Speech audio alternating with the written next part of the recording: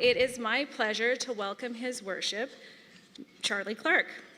Charlie was elected Mayor of Saskatoon in 2016 with a mandate to make Saskatoon the city that gets it right on planning for growth, creating economic opportunities, and improving safety and the quality of life for all residents. Charlie is passionate about Saskatoon. He believes our history of innovation, problem solving, and collaboration can position us as a leading city across Canada. His approach is centered on the belief that partnerships amongst groups with different perspectives can offer the best solutions to the challenges being faced by cities across Canada. He is committed to building a community where people see each other's strengths instead of differences, where families can thrive, and children are able to see a future for themselves here. He is married to Sarah Buehler, a law professor at the University of Saskatchewan, and they have 3 children, Simon, Ben, and Rachel. Previous to elected life, Charlie worked in the areas of mediation and community economic development. He has a bachelor's degree in conflict resolution and education, as well as a master's degree in environmental studies. Following the presentation, Mayor Clark will accept questions from the floor. We have a couple of roaming microphones on the floor, so please raise your hand if you have a question after his presentation, and we will bring a microphone to you. We will take as many questions as we have time for. So with that, please help me welcome Mayor Charlie Clark.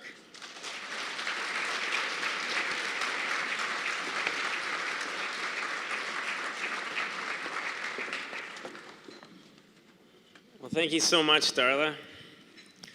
And good afternoon, everyone. Thank you very much for coming down today for this State of the City address here at Saskatoon's own TCU Place. And thank you again to the staff for the great meal on Treaty 6 territory and the traditional homeland of the Métis. And why do we make this land declaration these days? Because it ties us back to the spirit and intent of the treaty, signed 143 years ago. The intent that by being in treaty as people on this land, we made a commitment to live as relatives here. I want to recognize all of you who are rolling up your sleeves and opening up your hearts in the process of rebuilding that treaty relationship here in Saskatoon. It has been a meaningful journey for me in my role as mayor in the last couple of years. We have much farther to go yet. Darla, thank you so much to your board, to your team for having me here today and for hosting, again, the State of the City address. And I also want to congratulate you on the SABEX Awards on Friday night. It was an extraordinary night, and I walked away, and with Sarah that night, we walked away energized by what happened. Dr. Nasser's induction to the Hall of Fame put smiles on everybody's faces. And there was this 1-2 punch of Trent Sarita from Nutrien talking about Saskatoon becoming the global epicenter of food production in the world. And then Rick Wingate from Sherpa Technologies stating that Saskatoon is becoming the center of the Silicon Prairie. That's a term we're going to hear more of, the Silicon Prairie. Great statements about this moment we're in as a city, as we position ourselves in the world. And the exciting thing is, these aren't statements of false boosterism or naive niceties that we tell ourselves in isolation. The building blocks are coming into place for Saskatoon to make these statements a reality. This annual address is a touchstone in my calendar, a chance for me to share what we have accomplished together in the last year, but also to talk about the important work that we still have ahead to build a successful community for the generations to come. And on that note, I also want to recognize my wife, Sarah, who's here. It is very hard for me to describe what it takes for my family to support me to serve you as the mayor of this community. And Sarah, you're an amazing woman, and the bedrock of strength and love and logistical ingenuity that you are bringing to our family and to life is something that I'm so grateful for. All on top of the incredible work that this woman does in her career as a law professor and as a mentor in our community. So thank you. And I also want to recognize my colleagues from City Council who are here, who've been named: Councillor Wanchuk, Donauer, Block, and Dubois. And the team that's here from the City of Saskatoon: Jeff Jorgensen, Joanne Spruill, Trevor Bell, Lynn LaCroix, Angela Gardner, Sarah Cameron, Dan Willems, Carrie Tarasoff, Mike Ralston, Chief Cooper, and a number of members of the team from the police service. I also want to congratulate Lynn and Angela for your appointments now to taking on key roles in the leadership of the team. Congratulations. We have important work to do together. I want all of you to know how hard this group of people that I've just named from the city has been working on behalf of this community. And that includes people from my own office, who are also kind of the silent heroes sometimes. Michelle Beveridge, my chief of staff; Jordan Sherbino, my communications and policy advisor. Together, council, administration, and my office, we've faced some tough issues together because we're working to bring about change. And as you all know, bringing about change can be hard work. And I'm so grateful for this team, for the determination and the passion that they bring to the city and your efforts. I also want to recognize Kevin Waz here from the federal government, the birthday boy, Erica Lawson, who abandoned us from City Council to go and work at the province. Happy birthday, Eric. Thank you for being here as well. And thanks for the ongoing support from the federal and provincial governments to help us build this city. And to all of you who are here, in the capacities you have as community leaders, I recognize all of the work that you're doing. So the key thing I want to talk about is, what is this moment that we are in as a city? And to talk about that, can I get a glass of water? I want to go back to the spring of 2006, when there was a civic election coming up. And thank you very much, Darla. In our city, we were facing some tough challenges. There was the Gather Coal debate. There was the Stone Child inquiry. And there was this debate about using library taxes to build an overpass to a Walmart that would be connected to this imagined future neighborhood called Stonebridge. Each of these debates were polarizing and divisive. It was pro-development versus anti-development, suburbs versus city center, west side versus east side, indigenous versus non-indigenous. There was no Facebook. There was no Twitter. The smartest phone was a green screen BlackBerry. I'd been working on projects related to mediation and community economic development in this city, working to bring different stakeholders together to address some of the issues that we were facing as a community. And people came up to me and suggested that I run for city council. My first reaction, hell no.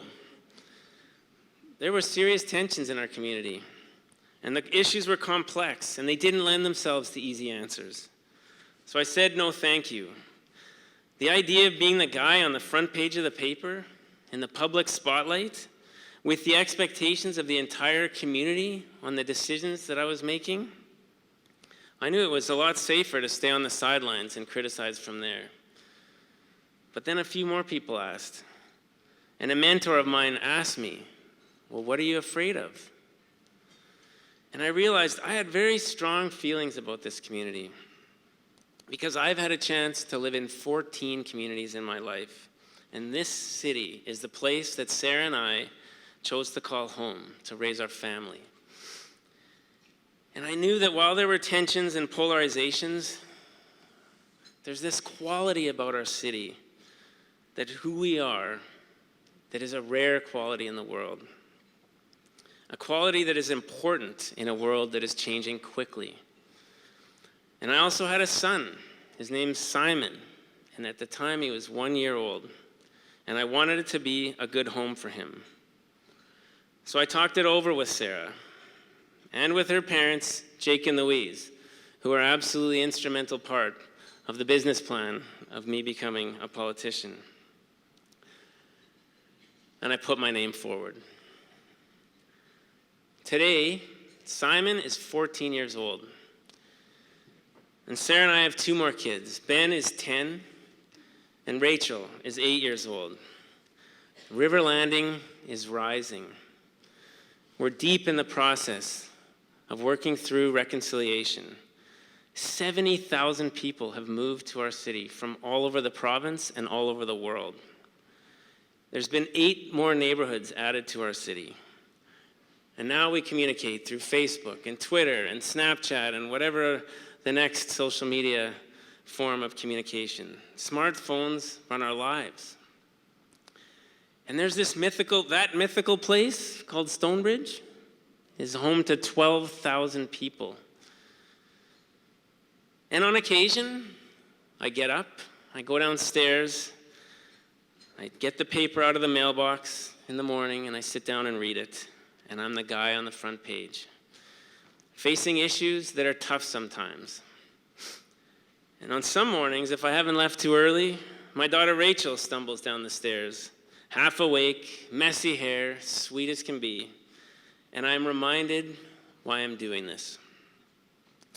Because we live in a time when we're being pushed outside our comfort zones. We live in a time that as a city, we have to determine what place we're going to have in the world. And they're difficult and uncertain times for many, many people. We've been learning this lately. Every month, over half of the people in Saskatchewan are $200 away from insolvency. Economic inequality is growing in our province, in our country, and in the world. The OECD reported just last week about how in Canada the middle class is in decline. And fewer millennials will achieve the middle class than any generation before. We're seeing increasing signs of mental health and addictions, straining families and neighborhoods. Our industries are being transformed. Technology is changing our world at an increasingly fast pace. People and capital are more mobile than ever. And daily we're learning more about how the impact of climate change is growing, creating more uncertainty for the future.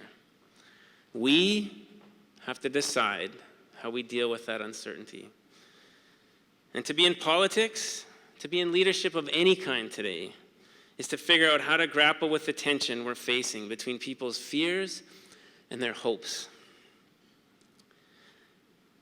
Some leaders around the world are exploiting that fear and directing it towards discrimination and hate.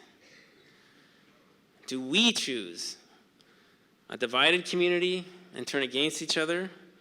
Or do we build on a legacy of community leaders of our past here in Saskatoon who have worked to collaborate and to find ways through the tough times that bring us together? Because when we are at our best, collaboration has run through the veins of Saskatoon, just like the South Saskatchewan River that flows through our city. The founders of this city talked about the Saskatoon spirit over 100 years ago. It was core to the ambitious formation of our city. And we saw that same Saskatoon spirit emerge in the face of the Humboldt Broncos bus crash. Last year, when I stood on this stage and gave this address, it was only 11 days after the crash had taken place. And in that past year, those families that have been affected have taught us so much about resilience and about courage. And I'm hearing stories still about how people stepped up throughout this province in incredible ways to help and to support. And one story that has stood out for me was told to me by Barry Tolmie. Barry Tolmie is a STARS air ambulance pilot with 30 years experience in the Coast Guard and with the military around the world. One night we sat together for supper at an event, and he shared with me his awe at how the fire, ambulance, police, volunteer, health systems worked together in response to that crash, because he was there and he saw it. In the face of a tragedy of that scale, there was no playbook. There was no training that could have prepared those people to respond. Barry told me, he said, "I've faced difficult emergency situations all around the world. And Charlie, what I want you to know is that what I saw happen in response to the Humboldt Broncos bus crash could have only happened in Saskatchewan. Everyone put their egos aside, their titles aside, and became a human being on a team. They collaborated to come up with a coordinated response to something that they'd never faced before to help people as quickly as possible. A spirit unique in the world," according to Barry Tolmie.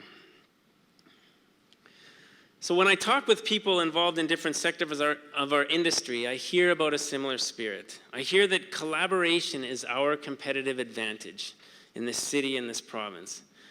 Just a couple of weeks ago, I was in a roundtable that Srita had hosted with members of the manufacturing industry, and this was a predominant theme. We talked about how the creation of SIMSA, the Saskatchewan Industrial Mine Suppliers Association, a few years ago was adding tremendous value to our existing world-class manufacturing sector. SIMSA is a network of partnerships where different companies share on insights, experiences, and identify the opportunities to collaborate on bigger projects to be competitive against the larger industrial players in other regions. And Jim Nowakowski, who I know many of you know, soon to be retired CEO of J&E Welding, told me, he said, 30 years ago, we mostly thought that our competition was right across the street. Now we realize our competition is in other parts of the world, and we have to work together here locally to compete against them. And I talked to Tom Foster from IMM, Industrial Manufacturing, and he said people in other parts of the world, when he goes and talks about what SIMSA is doing, they can't believe it, that people are willing to share and collaborate like they do here, because it doesn't happen in those other places.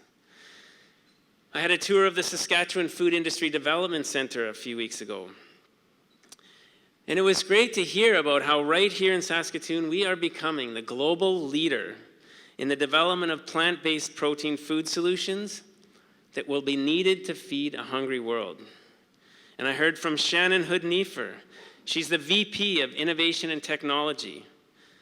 One of the main reasons that the center is so successful is due to a level of collaboration between the university, industry, government, and different agricultural associations that we don't see in other places. Collaboration is helping that we ensure that we can grow our manufacturing industries.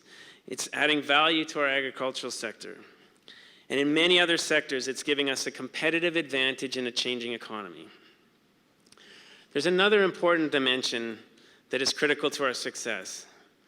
We talk a lot about diversifying our economy, and we're seeing promising signs of that diversification, like the remarkable growth of the tech sector in the past few years. 7 Shifts, Coconut Calendar, Vendasta, Solito Automation, Zoo.com, who are here today. I love visiting these companies and hearing why the talent and quality of life in our mid-sized city is helping to build this new sector, the Silicon Prairie. Hundreds of jobs and growing. And we always talk about diversification of our economy in terms of what we're producing, but I also want to talk about diversification of our economy in terms of who is producing it. Because the more we diversify who is involved in creating opportunity in our city, the more we will capitalize on the potential of our community. A strong and resilient economy must reflect the growing diversity of our population. We're becoming a global city, and the 2 fastest growing populations are the Indigenous population and the newcomer community. It's just as important that we ensure diversity of opportunity as we do diversity of economic outputs. And this requires us to build relationships within workplaces, within business networks, within neighborhoods, within schools. And just like I talked about before, we have a history of already doing this that strengthens us all. Because last fall, we celebrated the 30th anniversary of the creation of the Muskeg Lake Urban Reserve, the first commercial urban reserve in Canada. On that same day, we broke ground on the new 50,000 square foot, $14 million head office for SIGA. SIGA employs 1,800 people across this province, and 65% of those employees are First Nations or Métis. And there was a pipe ceremony that day to recognize the event and the 30th anniversary. And former chief, now bound councillor Harry Lafond spoke about how the creation of the urban reserve was a case of both the city and the First Nation deciding to take a risk to do something different for shared benefit. And he was there. Think back to what that would have been like 30 years ago, doing something that had never been done anywhere else in Canada. Councillor Lafond said they could have chosen to be mistrustful or cautious, but instead they chose to see strength in one another. See strength in one another. That's the opposite of discrimination. That's the opposite of fear. Seeing strength in one another opens the doors to partnerships that can offer benefit far beyond partnership itself. Last year, we signed 2 other additional urban reserve agreements with Thunderchild First Nation and Yellow Quill First Nation. The Métis Nation of Saskatchewan has opened up new offices in Saskatoon and is developing renewed plans for education and economic development. We're building stronger and stronger partnerships with the Saskatoon Tribal Council and the Métis community to address housing, addictions, incarceration, unemployment. Over 90 organizations and businesses have signed up to be part of Reconciliation Saskatoon, and thank you to all of your businesses who've stepped up to become part of that. Many people are saying Saskatoon is leading the way for reconciliation in Canada. And the question is, what does reconciliation really look like? For me, it looks like people building a future together in concrete ways. Having good jobs, having safe homes, kids in schools. It's what we all want. If we can do this in a good way, it will benefit everyone. Last week, I had a chance to visit Bob Bahari's Ecologic factory. Bob Bahari is here with us today. There's Bob. Bob Bahari came from India in 1976 with a degree in biochemistry and $8 in his pocket. He fell in love with his wife, Sonia, and then with this community. And together they began building relationships with the hotel industry, with First Nations community, with municipalities. He developed a pioneering formula in green chemistry cleaning products and built an export market around the world. And now, from right here in Saskatoon, he's producing environmentally friendly cleaning products that are being used on the massive Indian rail system and to clean up rivers in India. He's providing his services to over 60 First Nations across the prairies and exporting to 17 countries. Bob is building opportunity here, creating and employing a diverse workforce of over 50 people and growing. And we have more and more entrepreneurs like Bob moving here every week. And I want to be clear, this isn't Pollyanna thinking about let's all just get along. The fastest way for division and tension to grow in a community is to have any group of people be left out of the economy. We're seeing that now with the loss of jobs in the resource sector. Right here today in our province and in struggling economic regions across the continent. Given the transformation of who we have become in the city in the last 10 years, now is the time to get this right. And we can build on our history of people working together to get there. When I go to schools these days, I am blown away by the diversity of those young people in those classrooms and the enthusiasm on their faces.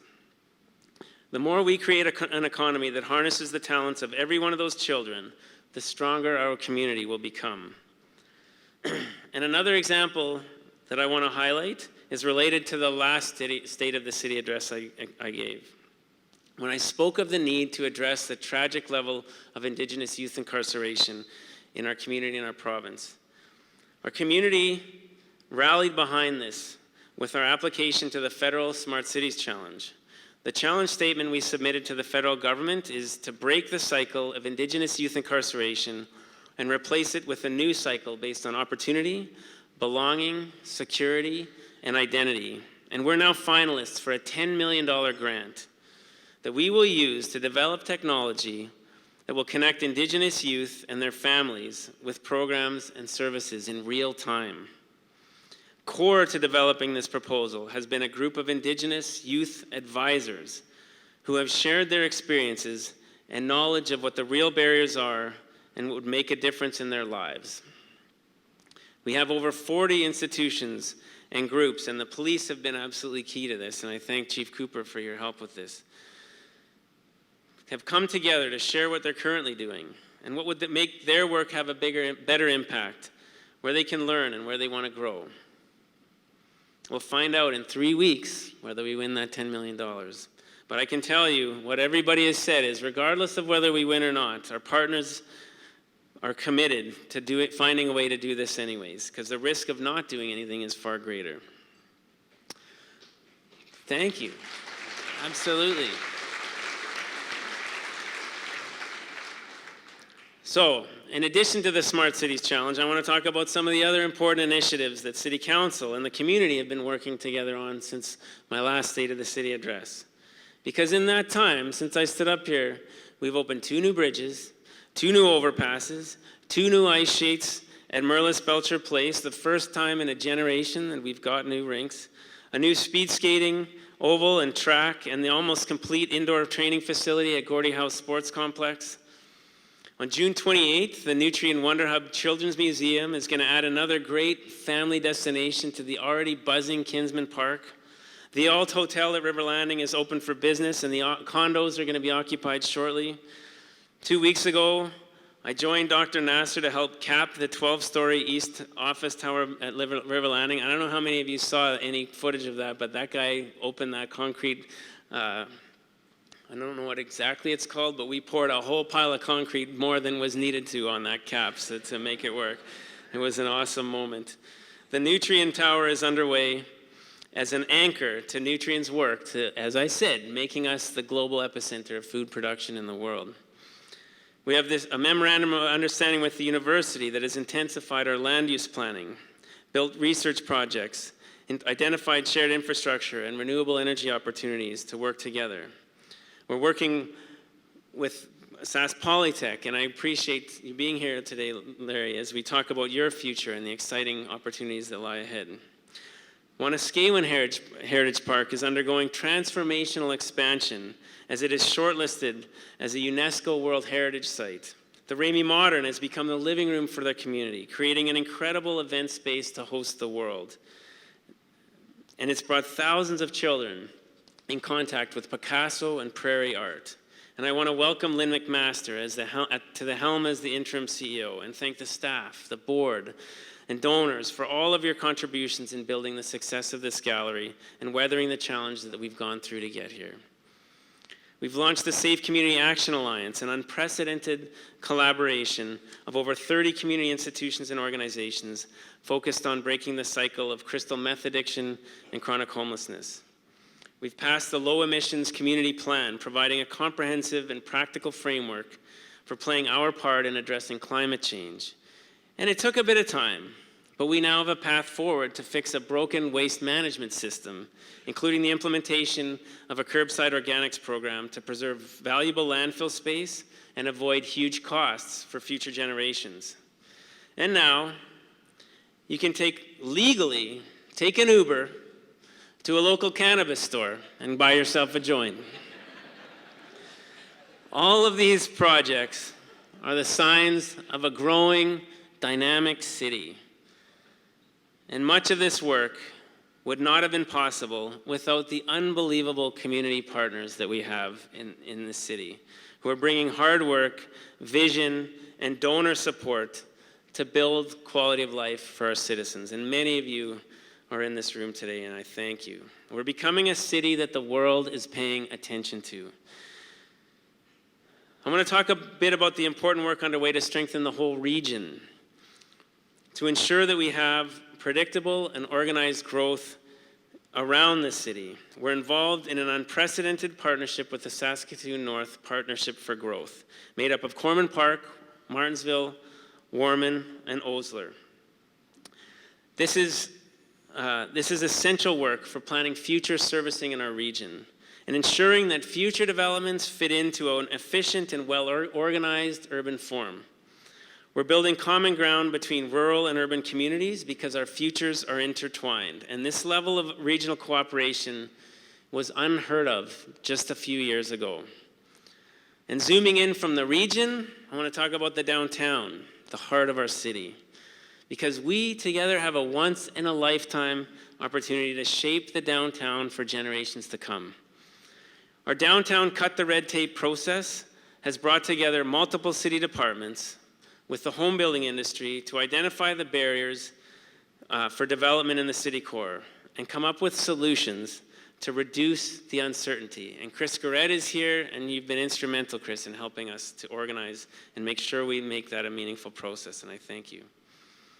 Since this has happened, we have over 500 units of residential housing in the queue in our city center. Midtown Plaza is investing over $80 million in their renovation because they say they saw a place for themselves in our vision for the downtown.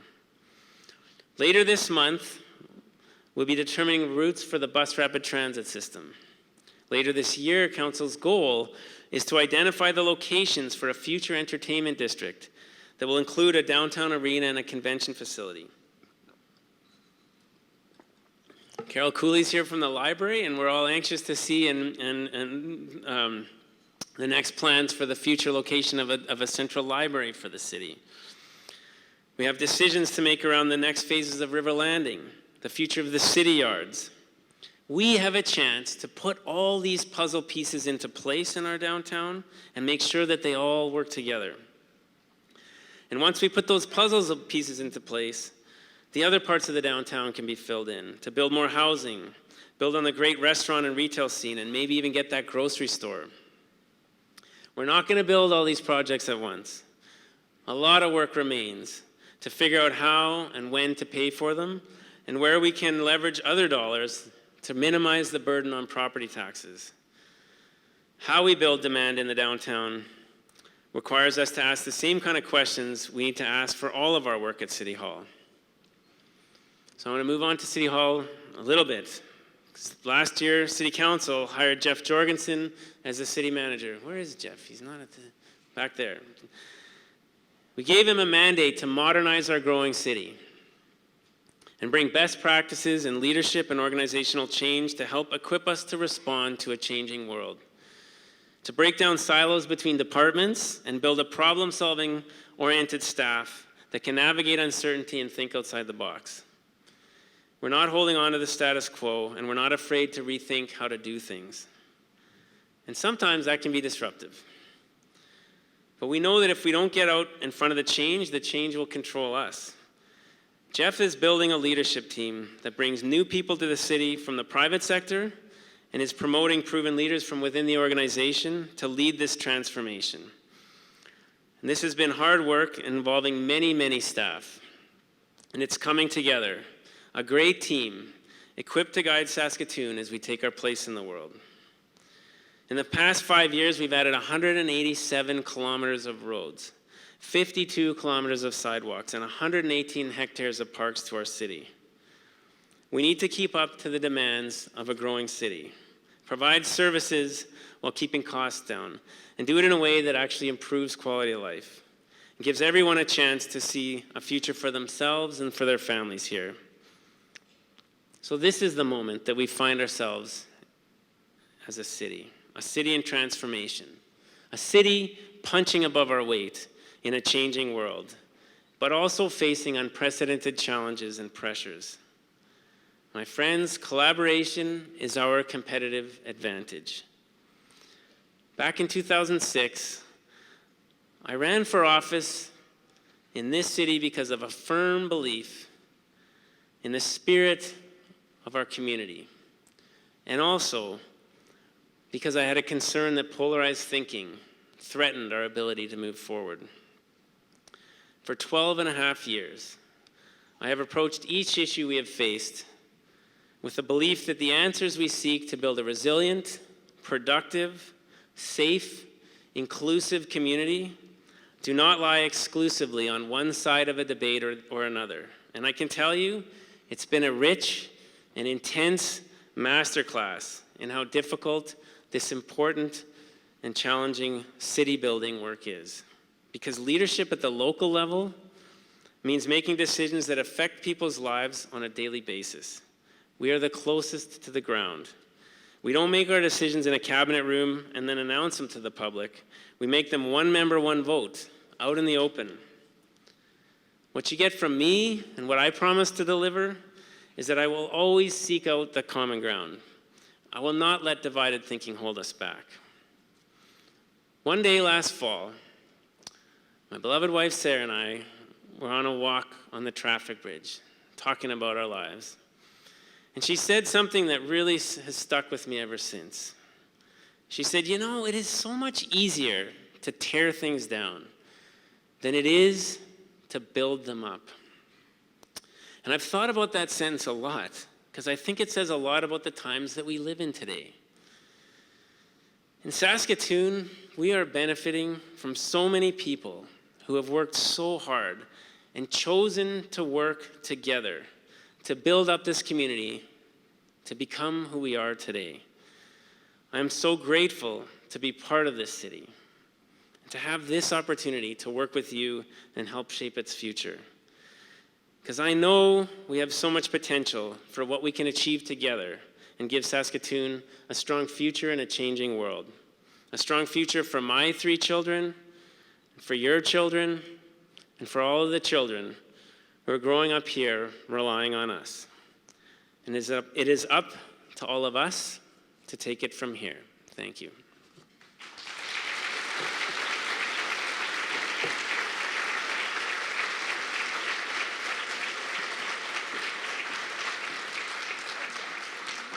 Thank you, Mayor Clark.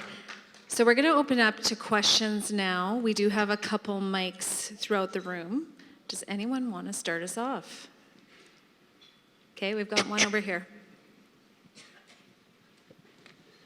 Thank you so much. As a millennial who spends most of my leisure and work time downtown, I'm particularly interested in both the opportunities and challenges of a downtown arena convention center.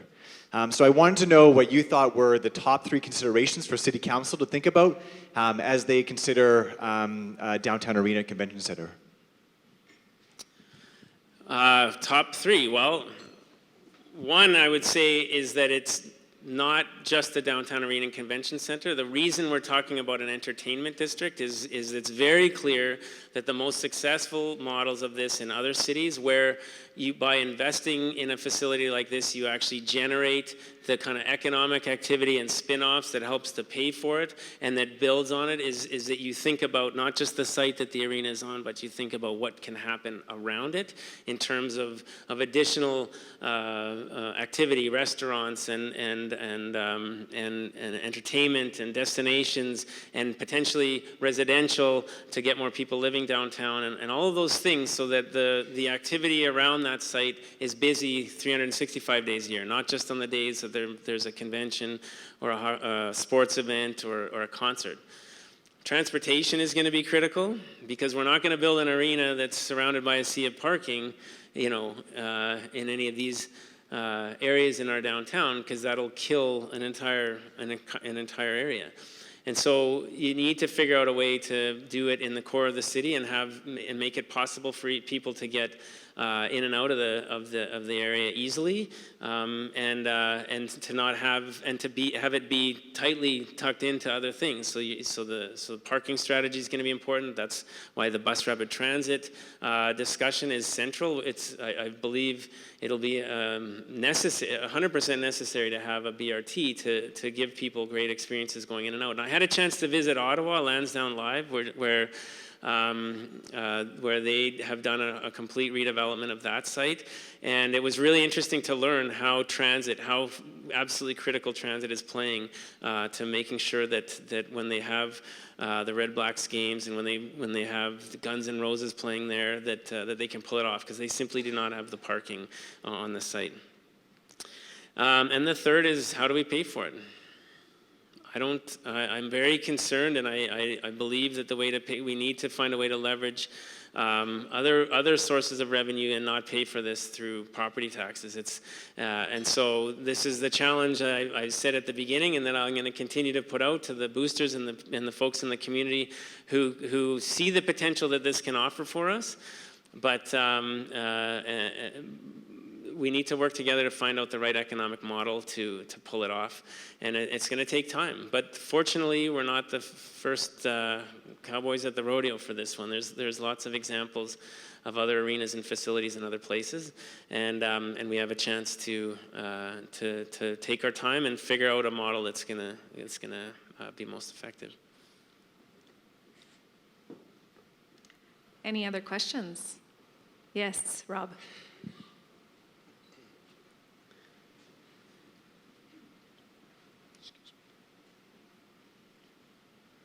Welcome, Mr. Norris. I hear you're running for mayor. Or I guess we don't know yet. You know, we hear a lot of things. Okay. Your Worship, it's great to see you. And for the third time in your State of the City addresses, I thought maybe it would be appropriate to ask a question today. You've recently had an interview where you said that our regional planning approach is among the envy of any of those in the province, and if I'm not mistaken, you said, in fact, probably across the country. You've spoken today about some of the difficulties families are facing, some of the uncertainty that's in the air economically. And then at the same time, what we see before City Council, maybe on your desk even, is an opportunity to move forward with a solar-powered, environmentally free and friendly community right here in and around the city. An opportunity to attract, I think it's about $1 billion of investment, if I've got that right. $1 billion of that money that you're thinking about that is going to be required to help build out our infrastructure. You've got your own officials that are saying that, unfortunately, it's out of sequence. Maybe it's not quite the right pace, not quite the right plan. And you know, I just can't help but thinking that perhaps your regional plan for growth is actually becoming a bureaucratic fortress that's actually preventing growth, sending a message across the province and across the country that maybe Saskatoon isn't ready to play a lead role in environmentally friendly, inclusive communities where the private sector can play a significant role. And I just hope maybe I've got that wrong. You do. And you can help me understand and everyone understand. I thank you for bringing it up. Okay.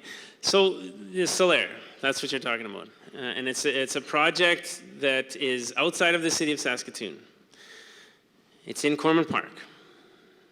It's a project that hasn't been presented to Corman Park.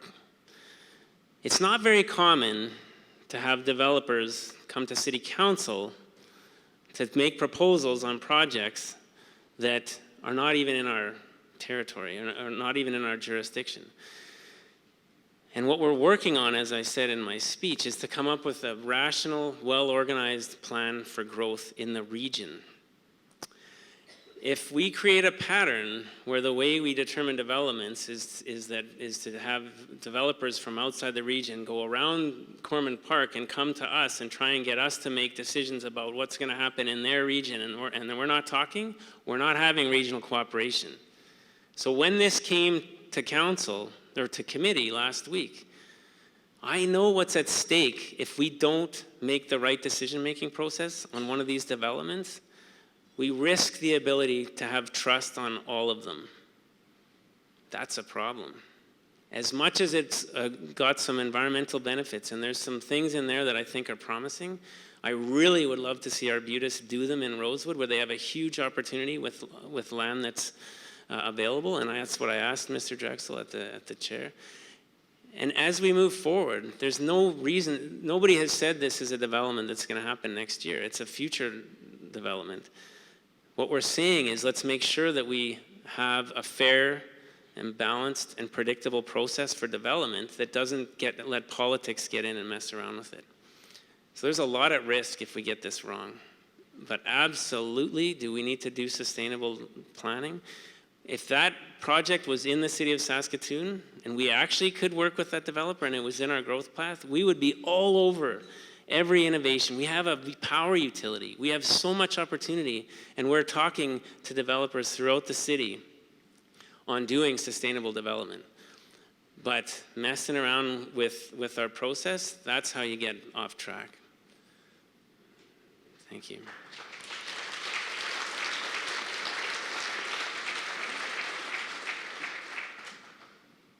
We may have time for one more question. Yes, we have one over here.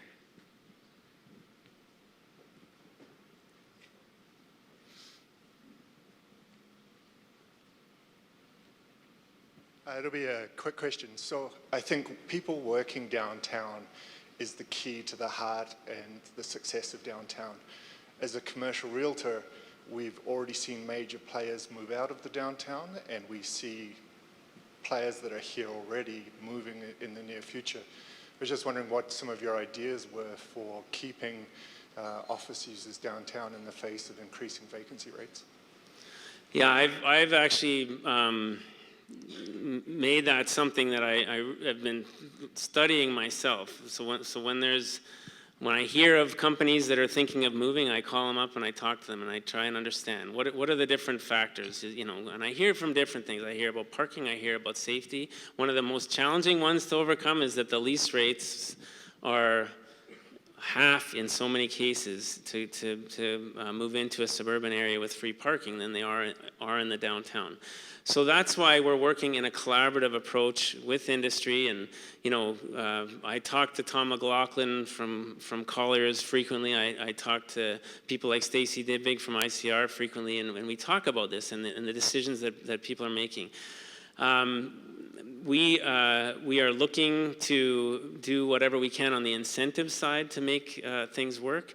We had a 3-day workshop about a month ago, where we brought in some of the leading thinkers from around the world. Larry Beasley, who is was the former chief planner from the city of Vancouver, and now he's been working with Houston and Brampton, Ontario, and Dubai, and cities in Sweden, and it's all about that same question. How do you create demand in a downtown? How do you create the conditions for people to want to live downtown, people want to work downtown, and to put the pieces together? And so many cities have been struggling with that kind of tension between suburbs versus downtown. There's no one answer to doing it. But we're talking about, and we have this incredible opportunity because we have the Saskatoon Land Branch, to be strategic about investment, treat downtown like we would another neighborhood. What are the amenities that we need? Even things like little bits of green space and areas that make it more comfortable for people who are on their lunch to be around. And what do we need to do to find a way to create more competitive lease rates, and that where maybe the city has a role. What can we do because we have land as well to leverage that land? There's going to be, and the other thing I hear from industry is, as a lot of the buildings shift to River Landing, there's going to be a huge opportunity of office space that was Class A space and now is going to be more affordable. And it's going to be an opportunity for companies to be able to potentially have more competitive prices and to build companies here. Excuse me. But what I also hear from the next generation of workers is they want to be downtown. And this tech sector and the tech community we're talking about, and we can talk to zoo.com about your experience having a downtown central office, is putting all those pieces together that make downtown an attractive place to work, and to make a level playing field so it's competitive in terms of pricing. Okay, well, with that, thank you very much, Mayor Clark, for your presentation. I do have one little thing to give you.